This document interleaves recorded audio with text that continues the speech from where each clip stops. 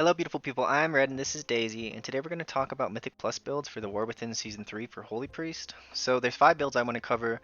A total beginner build, which is an Archon build, and this dungeon is actually a 16 done as Archon in Dawnbreaker. The next build I want to talk about is a raid style build, where you should use a raid style build if what you care about the most is raid, and you just do Mythic Plus like for fun, so you'll build some muscle memory for your raid, like by playing the raid style build in Mythic Plus.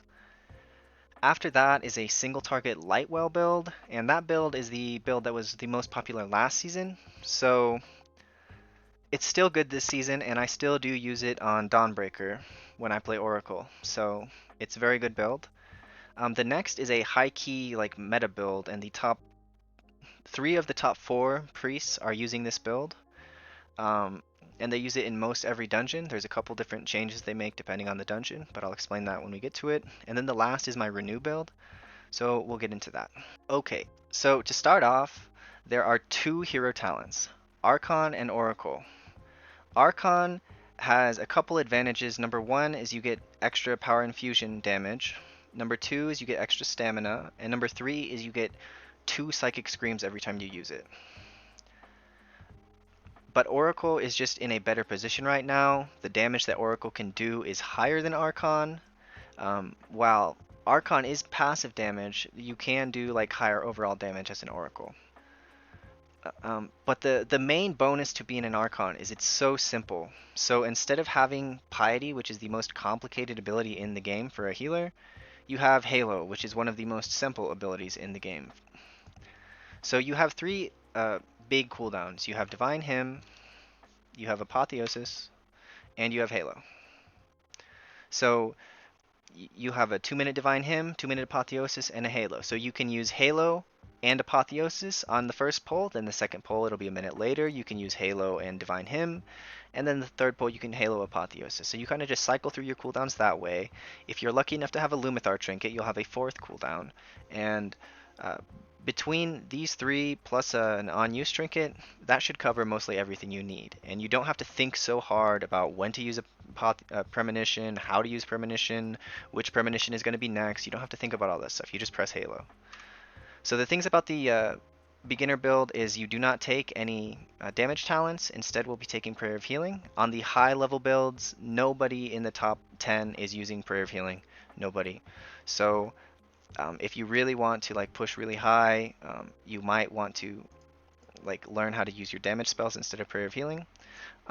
Alternatively, if you want to get Prayer of Healing and you also want damage spells, you can drop some Prayer of Mending talents and do something like this. But that's kind of the one big difference between most of the builds. The other big difference for a beginner build that I like to recommend is Light of the Naru. So you'll have an additional 20% cooldown reduction when you cast your spells on your holy words.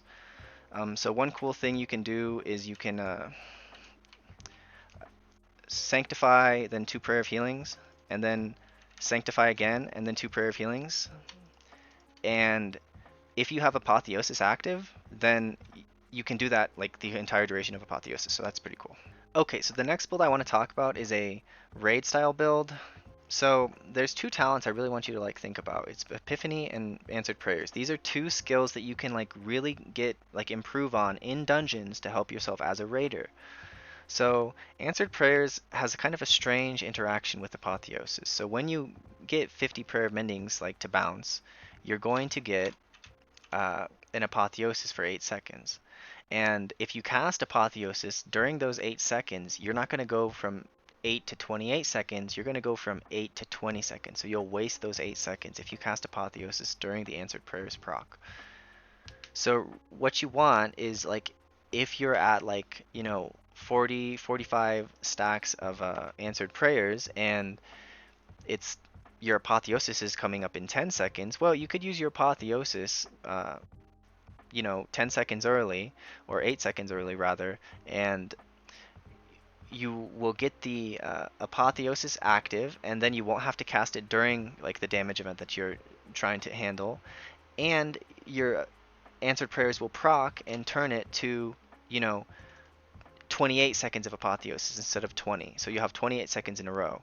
Because if it gets to 50, then you'll get the 8-second proc, and you won't and then you'll want to cast Apotheosis, but it's like, no, no, no, I have a answered prayers proc, so I should wait until I get 50, and the answered prayers proc runs out, and then you'll cast Apotheosis to go to 20 again. So you'll let it go from 8 to 0, then you'll cast Apotheosis, go to 20, and you'll be having a great day. So I'm going to cast Apotheosis, and boom, right when answered prayers proc to 50, I went up to, it increased the duration of my Apotheosis. So like that's what I was just talking about there. Okay, so the other thing to kind of pay attention to is called Epiphany.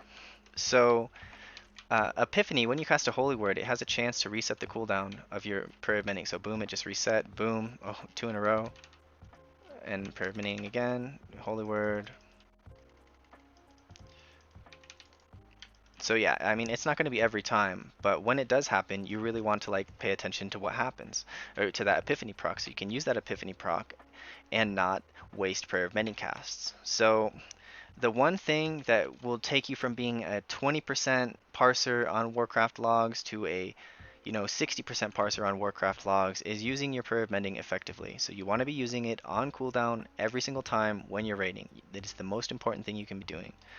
Followed after that is you want to be using your Renew on cooldown. So if you're practicing for raid, try to like play Epiphany, and you'll get that muscle memory so that when your Weakauras procs, and I will share this Weakauras in the description as well, you'll get that muscle memory so that when your Weakauras procs, you know that kick sound, and your thing turning green means you have the Epiphany proc.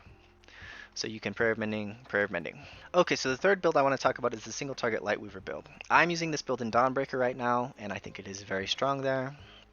There's not a lot of like mass AoE to worry about, and I feel like I can handle it without like my Renew build. There's not a lot of like rot AoE, so I think this is the strongest like healing build unless you're playing the Renew build, and I think it's stronger than the Renew build if it's not like constant sustained damage. There's just burst damage in Dawnbreaker.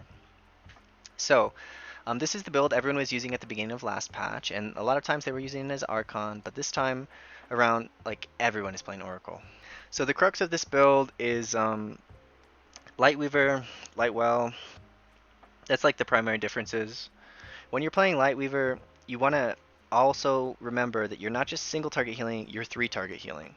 So Trail of Light will make your heal and flash heal do healing to the previous target. So you'll be healing the target you're casting on, the previous target, and also yourself. So you're doing 3 target healing with heal and flash heal with this build. Other than that, there's really not too much to talk about or worry about. You have your damage spells, you're not taking prayer of healings, you're just cleave healing, and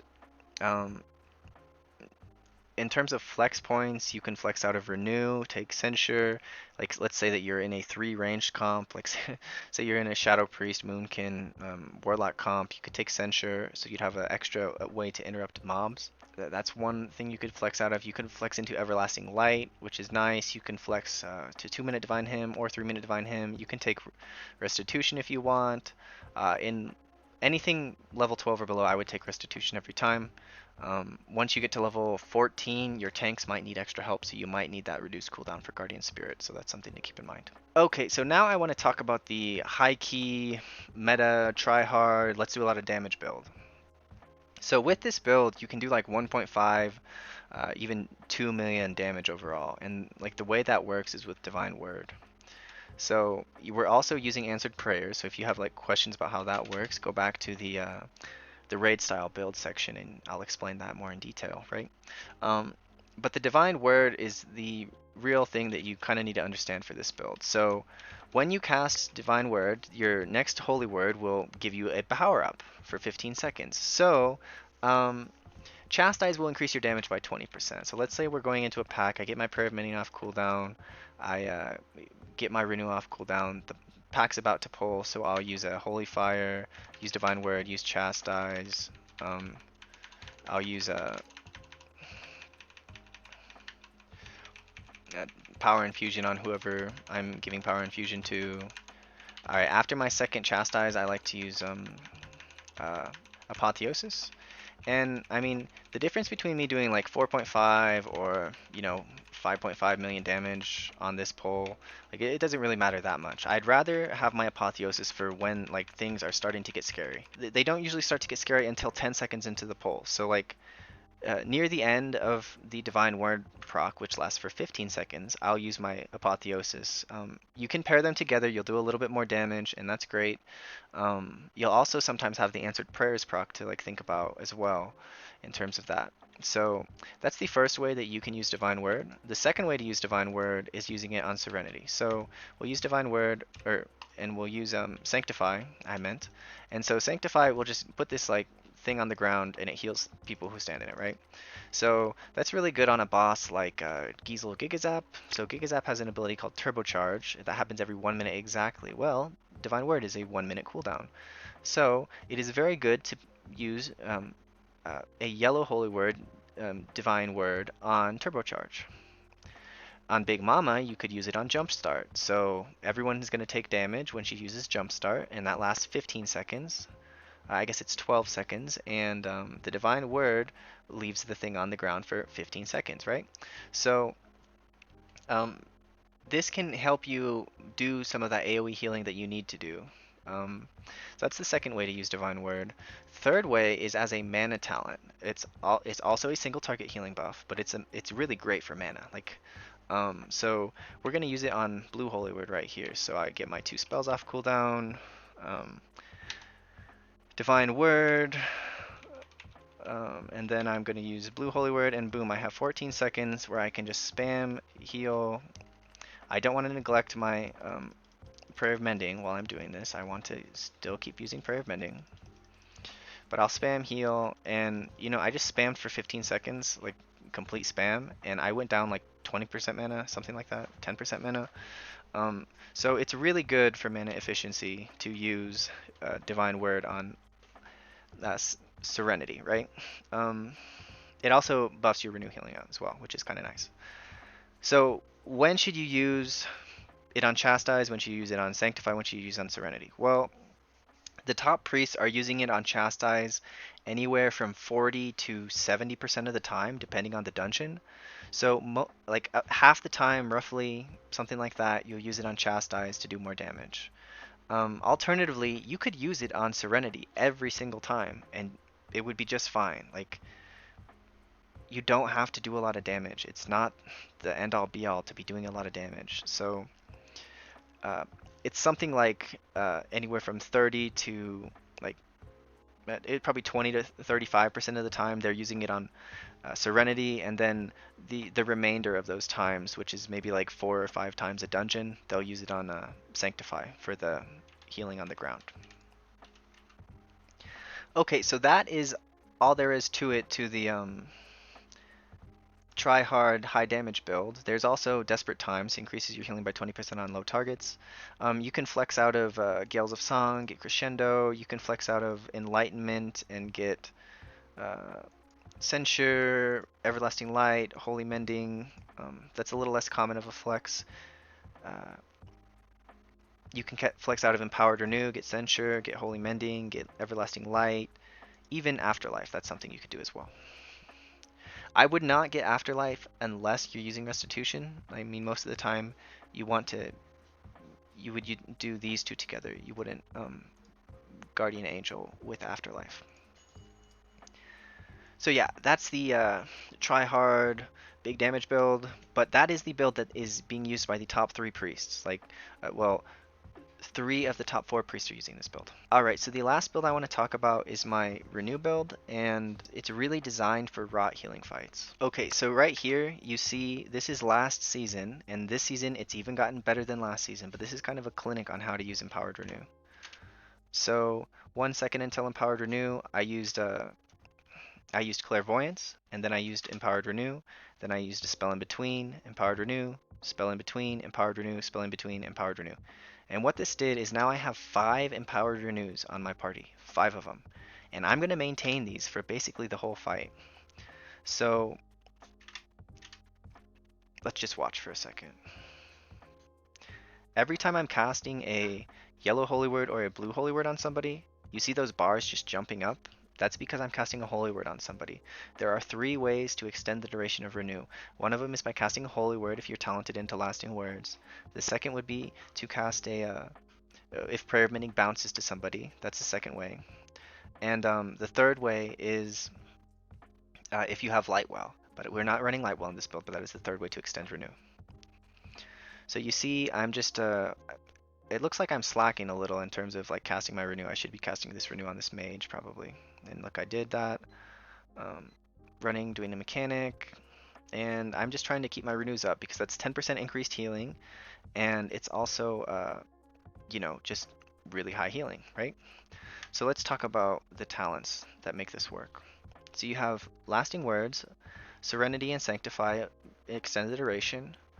You have Benediction, Prayer of Mending extends the duration, and there's also Lightwell. Okay, so why is it so important to like know if you have an empowered renew or a regular renew, and how do you play around this, right? So, uh, empowered renew is 200,000 healing every 2.3 seconds, right? So if I cast a blue holy word, it's going to extend that duration, going up to 26 seconds. It's 20 seconds normally. And if I cast a yellow holy word, it'll extend it up again to 27 seconds, right? So that's really important. You really want to maintain that, and also you want to be casting your Prayer of Mending on cooldown because Prayer of Mending also does refresh the duration of your empowered renew. So let's say that I have a regular renew, which will be 100,000 healing every 2 seconds, right? So I have 10 seconds with a regular renew, and I'm going to cast an empowered renew. It jumps up to 27 seconds and it becomes an empowered renew. So I had the regular renew, cast it on somebody by applying it with a holy word, and then I turned it into an empowered renew by casting empowered renew. Right? So that's how you can kind of like extend the duration of your empowered renew, and like that's really how it works. It's really cool. So I'll cast Empowered Renew, extend it up to 24. Cast a Holy Word, extend it up to 26. You really want to try to be casting the Holy Words on people with bars that are shorter. If they're full duration bar, you don't really want to be casting it on them because you're going to you can only extend it up to 27 seconds. You see, I just casted 2 Holy Words in a row. It just went up to 27. It can't go higher than that. Okay, so now how do we get extra Empowered Renews if we like want extra empowered renews, and why should we be using insight on renew and not prayer of mending every single time? Well, when you use insight on prayer of mending every single time, you get so many insight charges and so many prayer of mending casts that if you use it every single insight on prayer of mending, you will have too many prayer of mendings. So you'll be walking around where 4 of the people in your group will have 14 prayer of mendings. So if you cast 2 more prayer of mendings, you are fully capped, and the next time it bounces, it's going to bounce to somebody who has 14 prayer of mendings, and it's going to delete 14 prayer of mendings. So the only value that you're getting by using insight on prayer of mending is from the tier set doing that 1.7 million healing when you cast the prayer of mending. So if you use every single insight on prayer of mending, you'll overcap. So how do we avoid this? Well, there's 2 ways you can avoid it. You can cast prayer of mending on well, I just casted one on Angelic Feather, but you can cast prayer of mending on, Holy Fire, or you can cast prayer of insight on renew. So I cast renew, then I can cast a spell in between, and then I'll cast renew, cast a spell in between, cast renew, cast a spell in between. And this only works if you have 30% haste. If you do not have 30% haste, you cannot go renew, spell, renew, spell, renew, spell. So when you're playing the renew build, you do want to have 30% haste. That is pretty nice to have. So like going into a pack, just like I showed you on Candle King, like at the very beginning of that boss, I used my clairvoyance to get my renews out, and then I maintained those renews for basically the entire encounter. I had like a 98% uptime on renew for that boss encounter. So on bosses like Swamp Face or Soul Scribe or the Harvester boss or High Adjudicator Elise, for bosses like that, you want to like try to maintain your empowered renews for basically the whole time. Like those are bosses where it's a rot encounter, so you're gonna need to be like doing healing constantly. So it's okay like to cast your holy words on people with empowered renew, maintain that, keep that 10% healing buff that you get from or from having renew on your allies. Not to mention it's just doing 200,000 healing every 2 seconds. So it's 100,000 HPS for every empowered renew you have, plus the 10% that you're gaining. Um, so I mean it's half a million HPS if you have empowered renew on the entire party. Anyway, so yeah, that's how the empowered renew works. I just want to talk about the Weakora really quick. So the Weakora is here at Wago. Link should be in the description. And then the way you set it up, really the only settings I changed on this thing was the position and size settings. So I changed the width to match that of my raid frames. I changed the height to 11 because I thought that was like the right height for me. And then I moved the anchor to the top and I just offset it a couple points on the top for so that it would be where I wanted it. So if I change this to -10, you'll see it dropped down. But I have it at -4, and you'll see it went back to where it was. So that's how you adjust it.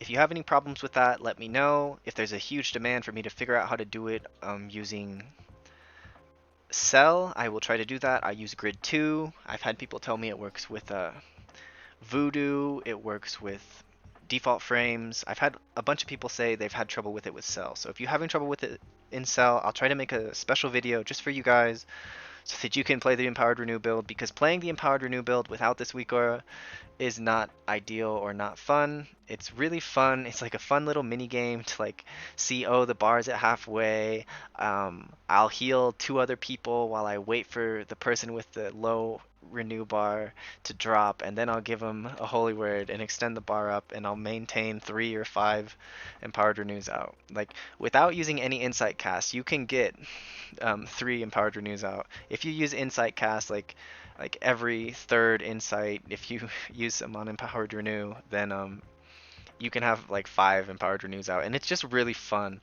It makes you a poor man's resto druid, and it's just so much fun. So yeah, that's my spiel on empowered renew. It's the build that I've popularized.